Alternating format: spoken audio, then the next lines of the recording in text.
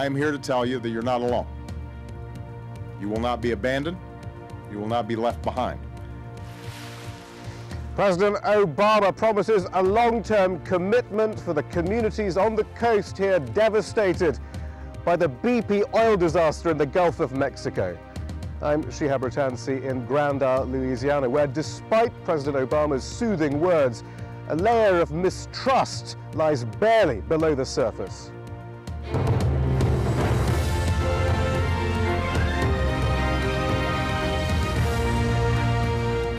I'm Taimur Nabili. This is the Hour of News live from Washington, D.C. and Grand Isle, Louisiana. Also ahead in the next 60 minutes. Bloodshed in Pakistan. Worshippers belonging to a religious minority are targeted in a coordinated gun and suicide bomb attack in Lahore. 80 are dead. Calling for a stronger stand, South Koreans demand retaliation against the North as the pain over the death of 46 sailors turns to anger. And dreaming of a golden future, we meet the Colombians trying to dredge themselves out of poverty.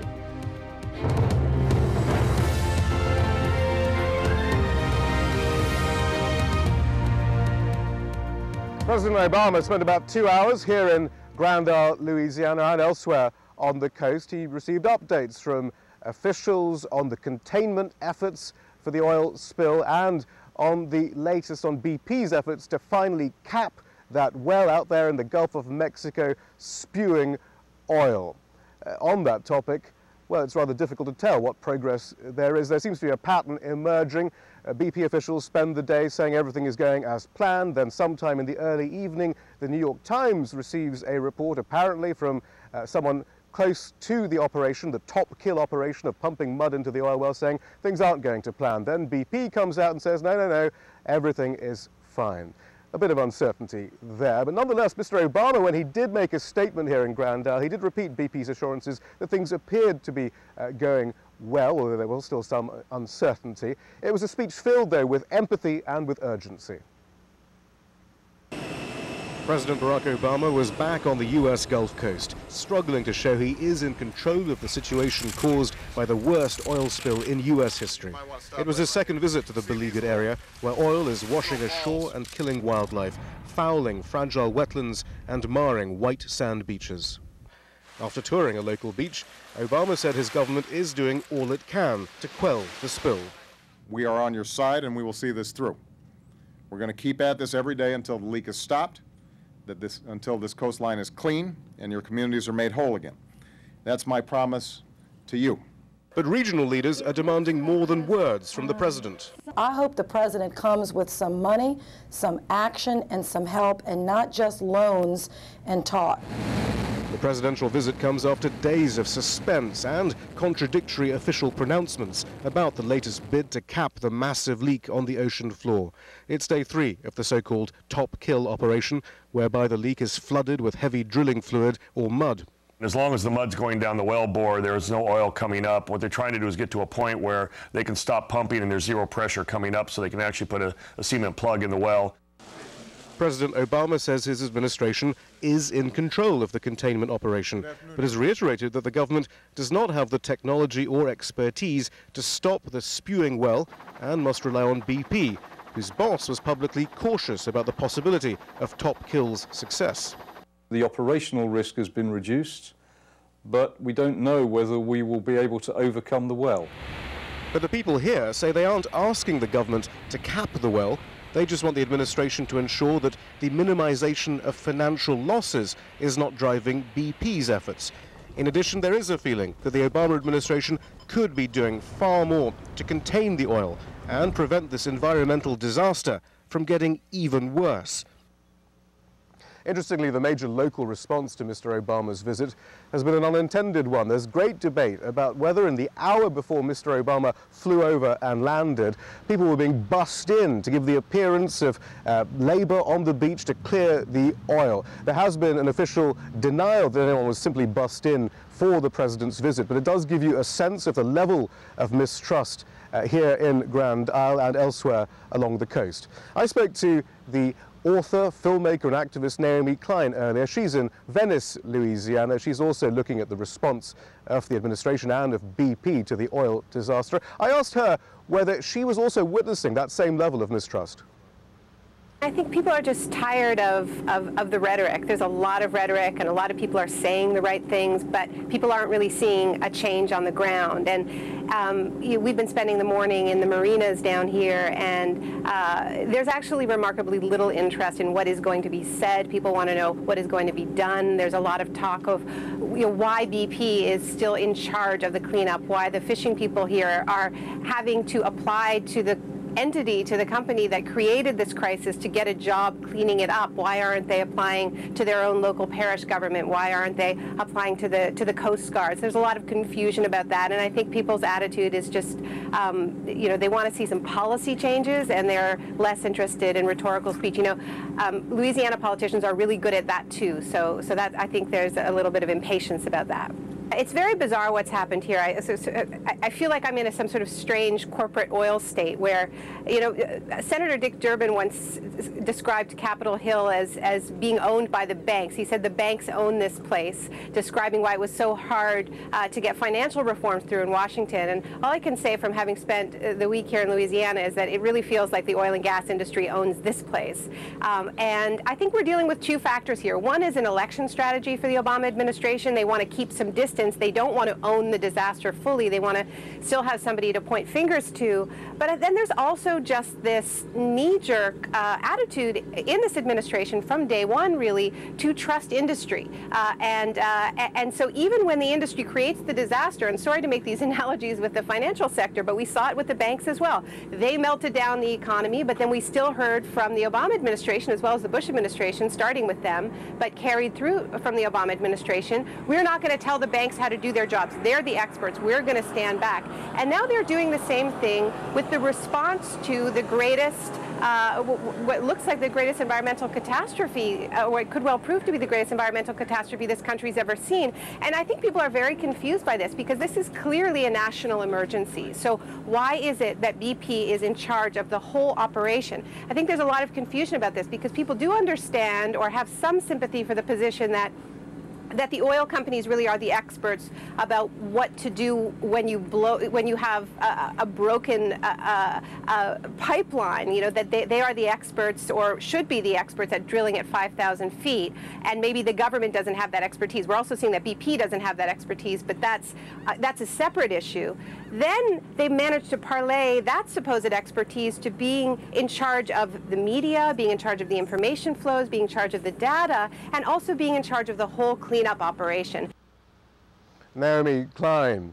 It's a holiday weekend here in the United States. In fact, Barack Obama flew to Louisiana from Chicago, where he's spending the holiday with his family. Normally, Grand Isle would be filled with holidaymakers. Clearly, that's not the case this year. It's not just tourism, though, that's being affected by the disaster. The seafood industry is as well. And I spoke to the area's largest seafood operator, Dean Blanchard, a little earlier. I asked him whether he was reassured by President Obama's words a few hours ago. The last time he come down here, he lied to us. He told us he wouldn't interrupt our cash flow. Unless he don't know the definition of cash flow, he lied to us. So I tried to not even watch it this time. I hate to be lied to. But the White House says, what more could they do? What more could they do? What have they done?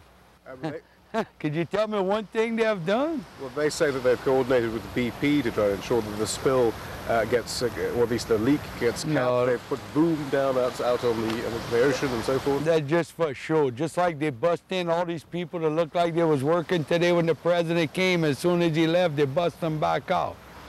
But what would you like to see him do?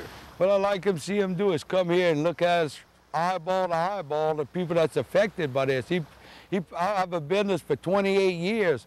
I lost $5 million this month of sales because the president decided that he'd rather see the oil in the state of Louisiana than going to Florida or Texas. They're flooding us with oil for political reasons, That's the aggravating part. If it would be right here and it would have to come here and it'd be an accident, I can live with that. But that all didn't have to come here. And then you ought to stop it from coming here. But they've made it come here.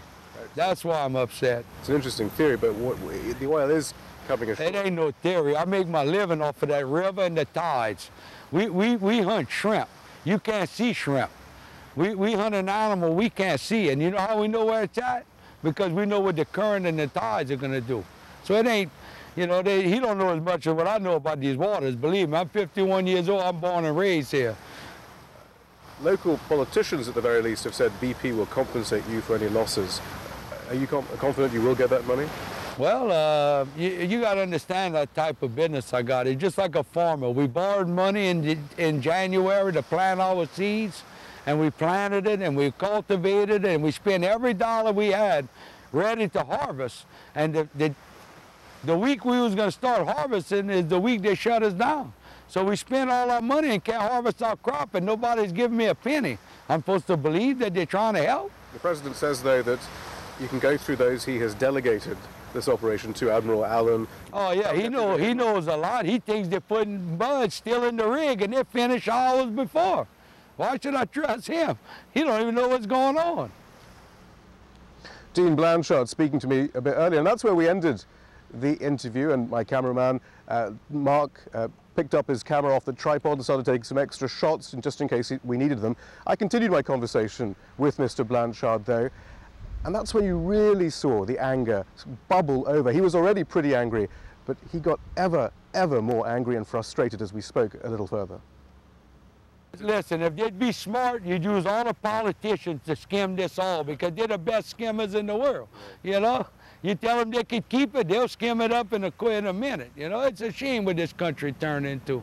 You know, that's all they was allowed to do, that rig. Yeah, they wasn't allowed, if they paid money to lobbyists, lobbyists paid our senators and our representatives, and they allowed them to put that rig out there without all the right safety features. And then they got too arrogant about it. You know, BP thinks they run this country. I know if I go to England and I urinate in the Queen's water fountain, they're going to arrest me.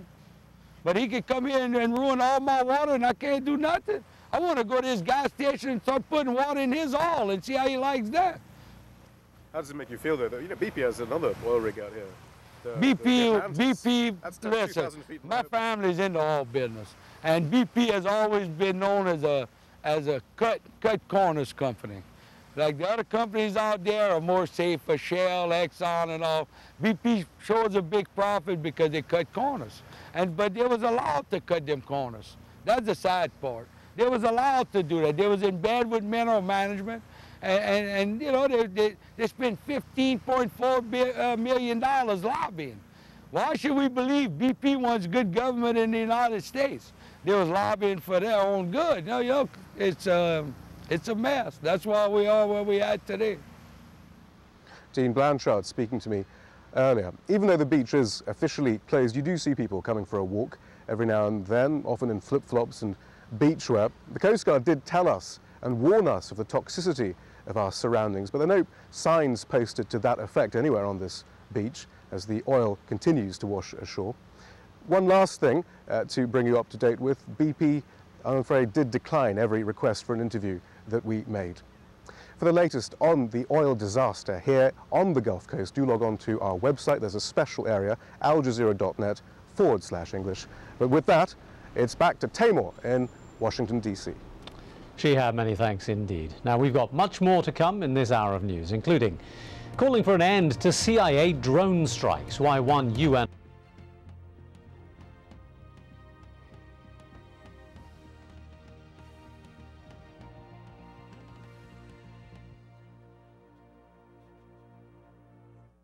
The oil industry's cozy and sometimes corrupt relationship with government regulators